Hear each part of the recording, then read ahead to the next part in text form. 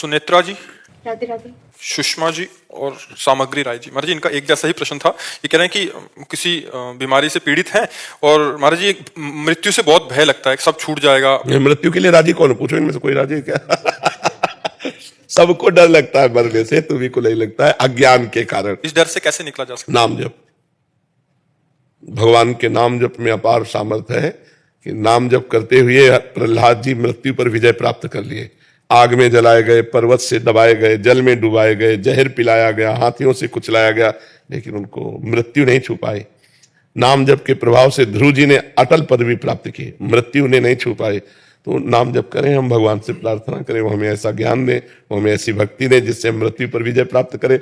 नहीं, कोई आनंदित थोड़ी मृत्यु के लिए कि आ जाओ मृत्यु, वाह, जैसे ब्याह में आनंदित होते ऐसे मृत्यु के लिए आनंदित हो, कोई आनंदित नहीं। मरने से सब जग डरा, मेरो मन आनंद, कब मरी हो कब भेटी हो पूरन परमानंद। तो अभी आपका मृत्यु सब छुड़ा देगी, और हमारा ज्ञान ने सब कुछ छुड़ा दिया, तो मृत्यु के लिए छुड़ाने को कुछ रह ही गया। तो इसलिए मृत्यु भयावा नहीं। मृत्यु भयावा क्यों लगती है?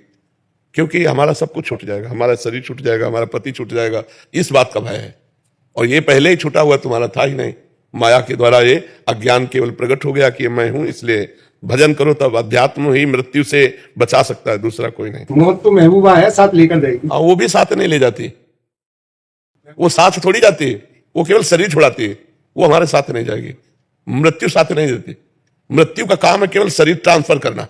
शरीर छुड़वा दिया, इसके बाद जीव कर्मानुसार अपने स्वर्ग या नरक गया, वहां भोग भोगा, फिर नए शरीर को धारण किया। मृत्यु हर समय साथ नहीं रहती, उसका समय होता है। नहीं कहते समय आएगा तो अब मृत्यु आ जाएगी और आप मर जाओगे, नहीं, तो समय पे वो होती है। वो कोई अनेक नहीं है, वो एक है, वो परमात्मा स्वरूप मृत्यु है। और करोड़ों जीव की एक ही समय में मृत्यु हो रही है, करोड़ों जीवों की, जीव जंतु और मनुष्य सब मिला एक ही समय। वो परमात्मा स्वरूप शक्तिशाली है, वो एक ही सेकंड में करोड़ों को जाना ना, करोड़ों रूप धारण करके करोड़ों को मार देगी। कहीं बुखार रूप, कहीं हार्ट अटैक रूप, कहीं कुछ रूप, कहीं कुछ रूप रख के सबको। महाराज जी, मेरी सिस्टर है 43 ईयर्स की, अभी आई हुई है जी। तो उसका जो 43 ईयर्स 43 साल के होने के बाद भी वो बच्चा ही है, मतलब स्वभाव से स्वभाव, वो मन भी बच्चा ही है। हाँ, पूर्व जन्म के संस्कार के अनुसार। राधे राधे। अच्छा, कितनी अवस्था है? 43 साल की है। अच्छा अच्छा। तो इसका मन जो स्थिति है वो भी बच्चों की तरह ही है, वो बच्चों की तरह व्यवहार करती है। मास्क हटाओ, आप मास्क हटाओ। वृंदावन की जय। एक चुनरी श्री जी की छोटी सी बरसाने की देव श्री जी की। आप अच्छे इसका उद्धार हो जाएगा महाराज। आप नाम जप कर सकते हो? राधा राधा बोलो, राधा राधा। राधे राधे। हाँ, बहुत बढ़िया।